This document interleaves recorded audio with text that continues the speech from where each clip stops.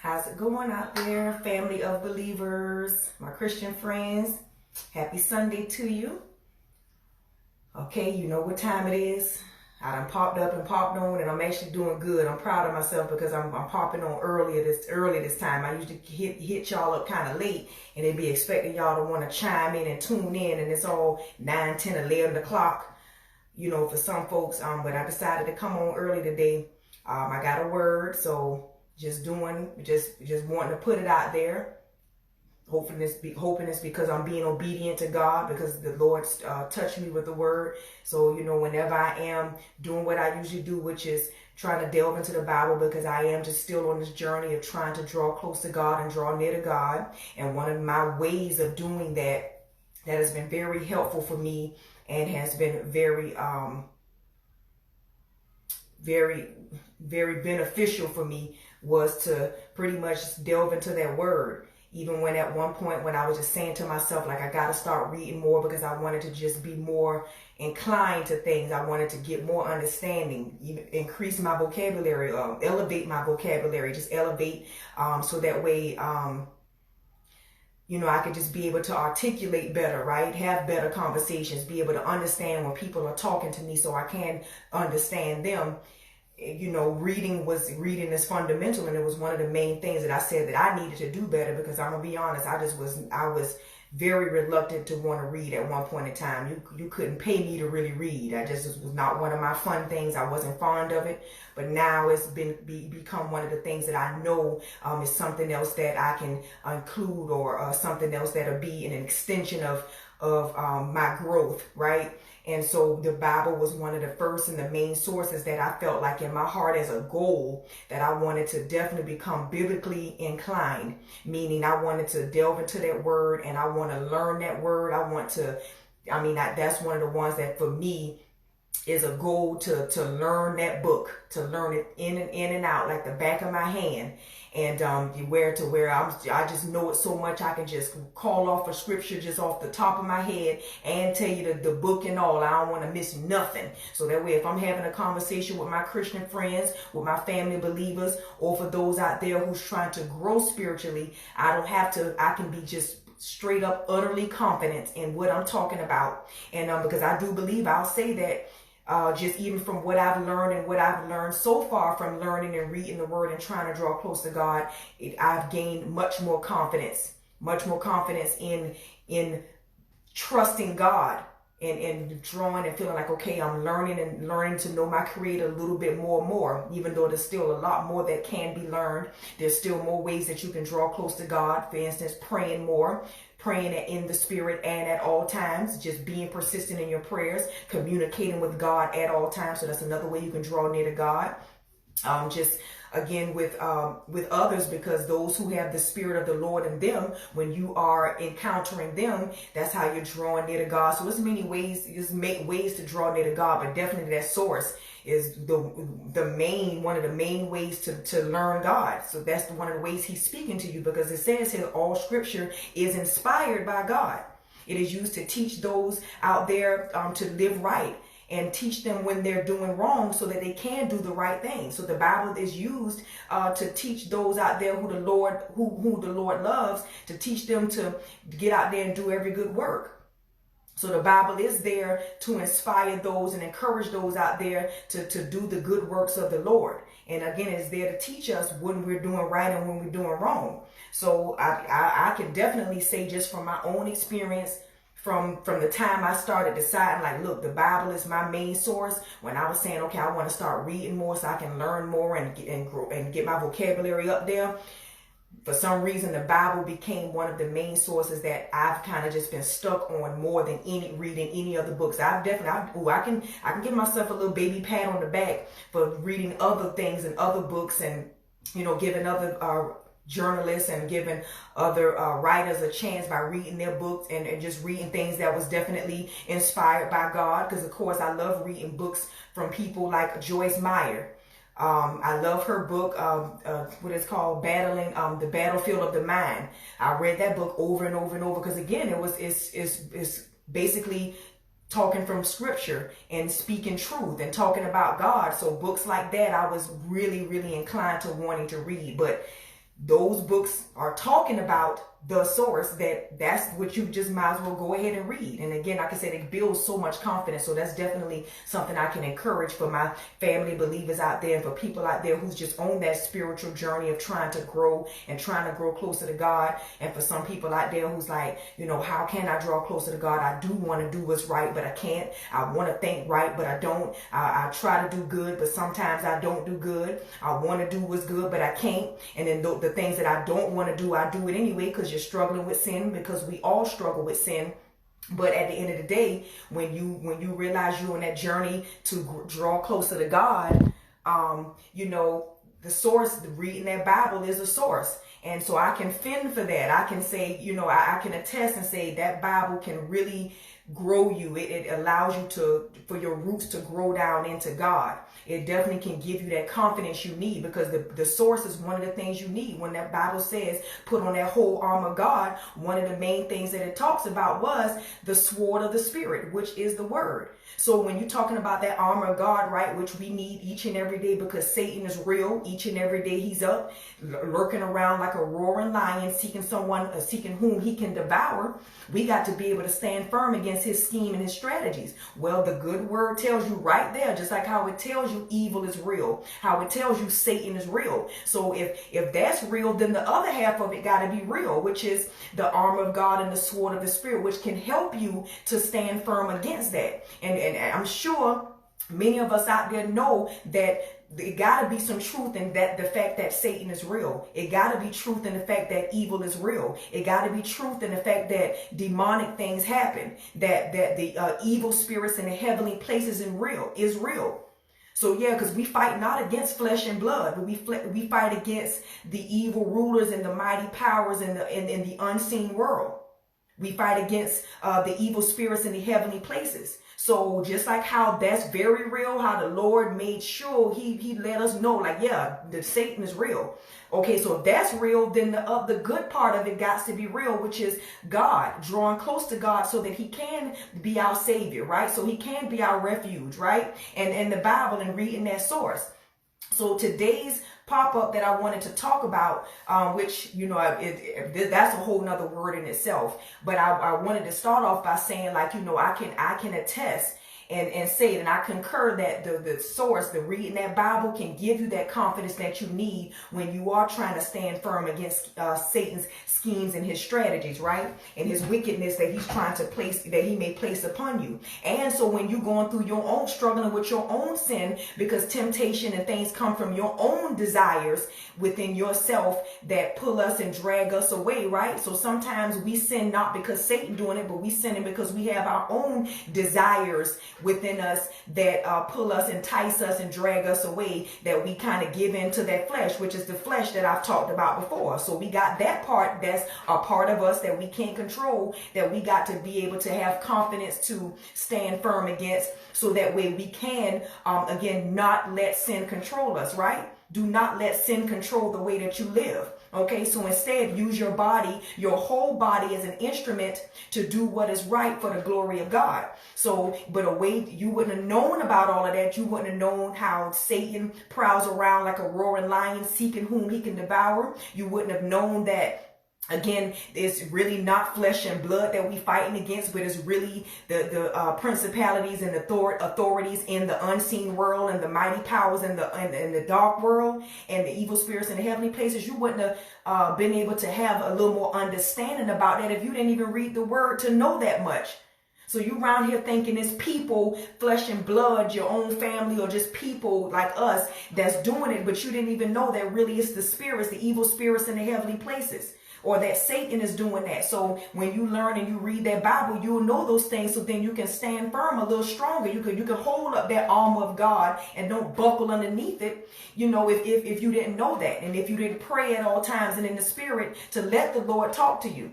So I'm going to get to it though, because again, my pop-up Bible study today, I wanted to talk about a term that is commonly used all the time, right? When we were kids, or even just in your adult years, you hear people say to you all the time, be patient. Just be patient. Don't rush into certain things. Just be patient. Or when you heard your grandparents or your parents say to you, stop rushing, calm down and be patient. right? Or you might even see that term patient in the Bible all the time, where it says, to be patient with others, making allowance for their faults. Or what about the term where, or the word that says, patiently endure testing and temptation? Or what about when it says, be patient and wait on the Lord, right? So when you just hear that word patient, I've heard it several times, especially getting fussed at. I always heard, be patient, calm down, you're going to get it, just be patient. Well, for me, I always assumed that patient meant to wait, right? Because it sounds like it in context, that's what it sounded like it meant. So all this time, just recent in my adult years or in my adulthood was when I really understood that patient did not mean to wait, okay? You need to be patient while you're waiting, right? So when we thought, because we heard it several times in our ear, when our parents, grandparents, elders, whoever was watching over us, our guardians or whoever, they use the word patient to you all the time. They're throwing it up at you all the time to be patient, calm down, don't rush, don't be so hasty about things, be patient, right? You just assumed it seemed like patient meant to wait. Well, I just wanted to kind of give you a little more insight on that, because again, patient itself does not mean wait. All right. Patient means, when you're being patient, it means to be calm. That means to understand. That means to have a good attitude. That means to be kind. That's what patient means. So when you hear the term where it says be patient and be patient with others, so now it makes a little more sense, because it means be kind to others, understand others. Or when it says patiently endure testing and temptation, that means to understand while you're enduring those hard times, those hardships, those sufferings, those uncomfortable seasons, those times in your life where you just, you're meeting that season where you gotta wait, right? Where it's that season in your life where it's a bit jaded, right? Or that season in your life where it's uncomfortable, that season in your life where you're sad, you're depressed, that season in your life where you're just going through it. Because again, when you have to be patient with something, is not really in context of it being a fun thing to do, right? So usually when you use patient, because it's trying to tell you to counter the, negativity in a way with patience, which means to be kind, be understanding. So when I had finally learned that that's what patient meant, it gave me like a aha moment, like, oh, okay, I get it now, that makes sense. And so, it was something that I wanted to share, because like I said, even me as a grown woman, I just thought I knew that patient meant to wait. But no, patient, that goes along with waiting. Okay. That means be kind, be understanding while you are waiting. So of course, I'm going to go straight to the word when it talks about a few things about being patient, so we can dive right into it. Right. So I'm coming from the book of Ephesians, with chapter 4. And where am I at? Okay, chapter 4, where it says, be patient with each other, making allowance for each other's faults because of your love. Okay, so I'm going to stop there. So when it's saying to be patient with others, we got times in life where we run across people that have wronged us, right? People who have treated us wrong, people who have rejected you, people who have disappointed you, people who have told you they would do this and do that, right? People who, family members, friends, people who you trusted them with yourself, and so they hurt you in some kind of way. Again, they didn't follow through on something that they said they was going to do. And it hurt you, right? So the first thing you might think is to get angry. You don't want to forgive. And then you sometimes when you in those emotions, you kind of do things that you look back and you might regret. So it's important to be patient with others. It's not going to be easy, because again, when we're talking about the term patience now, or being patient, is used mostly because it's to counter a negative situation. So be patient with others, and it's not going to be easy, but it's needed. You have to make allowance for others' faults, because people are going to make mistakes. You yourself have made mistakes. You yourself have done some things, and whether you might believe it or not, somebody made allowance for your faults. Somebody was patient with you. Your parents was patient with you when you was growing up doing all kind of silly things, right? Living in sin. When I was young, 16, 17, 18, 19, I was out there smelling myself, out there sinning. living to please the world, trying to be friends with the world, right? Wanted this and wanted that, and was going after what I wanted so bad. So my own parents, I'm sure, had to be patient with me, making allowances for my faults, but for one, because they made the same mistakes when they was our age. So they had to be patient and make allowance for our faults. So that's the same thing with anybody. So not even just family, but people who once were your friends, but they're now your enemy, right? Because they've turned against you. You lost some friendships because of some things that might have happened. So we got to learn to muster up that heart to be patient with others and make an allowance for their faults. So that means be kind with others. Understand that everybody are on different timelines with their maturity. Other people are on different timelines with the things they might come to an understanding of. So we got to work with them in a way. Basically, that's just what that means. Like, work with these people, give them a chance.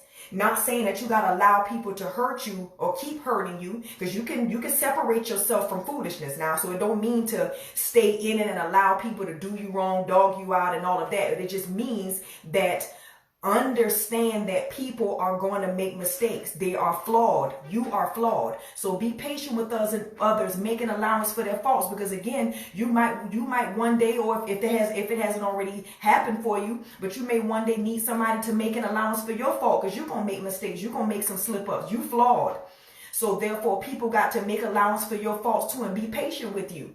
So when it comes to anything, because you might be on a different learning path, you might learn different. So when somebody's trying to teach you something and it might take you a little longer to learn it and to understand it, they got to be patient with you. I'm sure you've lived that life where you was just like, man, well, I can't stand when somebody seems like they rushing me for something, or they aggravated with me learning. And it's something that you genuinely trying to learn and get, because you might have messed up on or didn't understand it or thought you knew it, but you got it wrong. And then to see somebody toot their nose up at you or just make comments that just make you feel like, well, I'm trying. Isn't that like an aggravating thing? So it's all kind of like the same, in the same sense of making allowance for other people and their faults and their slip ups, or them being slow at learning or coming to maturity. So, and when you're doing that, you got to be gentle and patient with them while you're teaching them and learning or showing them so that they can learn. Okay, so that was one of the ones. And then I'm gonna go to this one where it's in the book of James, chapter 1 and verse 12, where it says, God blesses those who patiently endures testing and temptation. Okay, afterward they will receive the crown of life that God has promised to those who love him. So where it says patiently endure testing and temptation, just what I told you, have understanding of enduring, meaning like to just kind of fight through that uncomfortable season, fight through that anger or that situation that's going on in your life that you don't like right now, that you're battling with. And it could be sickness, it could be something mental, it could be something physical, it could be something else that's from your external environment that is causing some afflictions in your life, or internal that's causing afflictions in your life. So patiently endure testing and temptation. That means understand that you got to endure through that, because afterwards God is going to bless you and give you the crown of life that he promises to those who love him. So when you do it, that means you having a good attitude about the hardships and the sufferings that you have to endure, because for many of us it's going to be inevitable. We're going to have to face those sufferings and hardships and calamities and uncomfortable seasons and things in our life that we just did not want, that we aren't prepared for a lot of the times, or that we feel like we can't get through it. But if you didn't read that word to understand it, that we're all going to have those seasons, now you can stand firm and you can face it better, right? To conquer it. So the Lord blesses you when you patiently endure it. So I'm saying that because I'm saying it to myself, because I'm still learning. I still struggle with it, because I ain't gonna lie, I'm a crier. I'm a crybaby. Listen, I will cry at the drop of a dime when I'm hurt, or when my feelings hurt, or when something ain't going my way, or when I'm scared about something, when I'm, at that stage in life where or those phases where I'm just afraid, I'm living in immense fear. Like when I went through that anxiety and depression, listen, for about 2 to 3 years straight, I cried every single day. I'm a crier. I will cry because of being scared, and not necessarily because, Well, it could be, but bottom line, just being timid and being afraid of the unknown, right?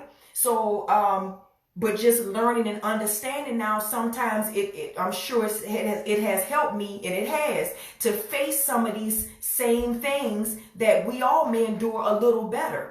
Because now I understand it, that, you know, going through those sufferings and hardships is a part of life. That season of waiting, while you're waiting on what you've prayed for, because now you're sitting around waiting. Lord, are you going to make these things happen that I prayed for? The things that I prayed for, is it ever going to come to fruition? Lord, I mean, am I going to get what I've asked for?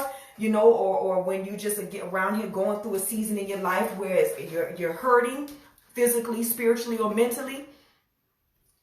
And at one point in time, when you didn't know any better, right? Because you didn't draw close to God, you didn't pick up that source to read, you know, and have patience with yourself in understanding and reading it, because it's going to take some time. You know, you would have known that. You would have known that all you got to do is patiently endure through it, because weeping may endure for a night, but joy comes in the morning. So there's a season. But I'm not saying that means it's easy, because when you go through it, it still don't feel good. It's still hard. Because like I told you, man, listen, the first thing I would do is cry and call out to God, Lord, you know, crying and telling God how you feel. Like, ain't no point in trying to hide or hold in how you feel. Go ahead and let the Lord know how you feel. So yeah, when it says that God blesses those who patiently endure testing and temptation, that's a word for myself, because I got to learn to patiently endure that. And I'm working on that, because it's needed, it's vital to be patient in that time, because when it comes, ain't nothing you can do about it, but let the Lord work in you, give you that power to get through it. Because you're going to have to face it.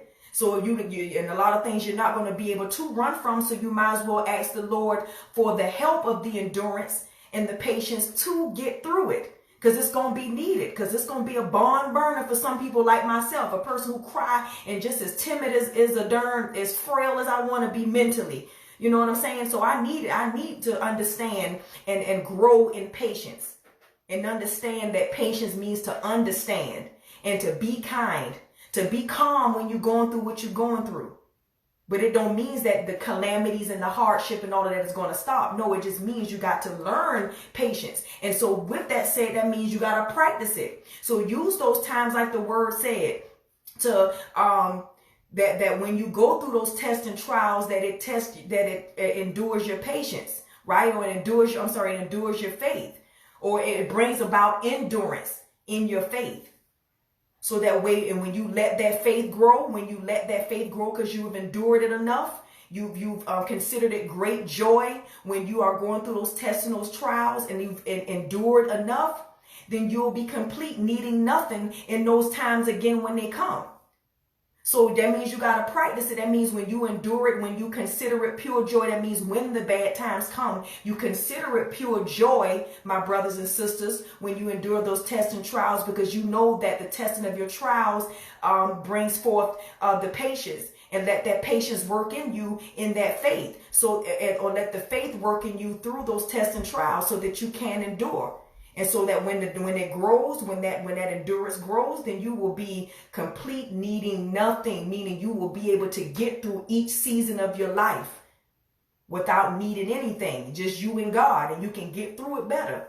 So yeah, patience ain't easy to have. You better you gotta practice it. So use those hard times, whether if it's a tiny hardship you went through to the biggest, use that time to consider it great joy, meaning to practice the patience, because it's going to be needed, because those hard times are going to come. But I just kind of wanted to share that with y'all, because like I said, at one point in time, I just thought I knew that patience simply meant to wait. But no, patience is go hand in hand along with waiting. Okay, so when you're rejoicing while you're waiting, that means you're having, because it's a choice to have joy. You can choose to have joy, so you can choose to be patient while you're waiting.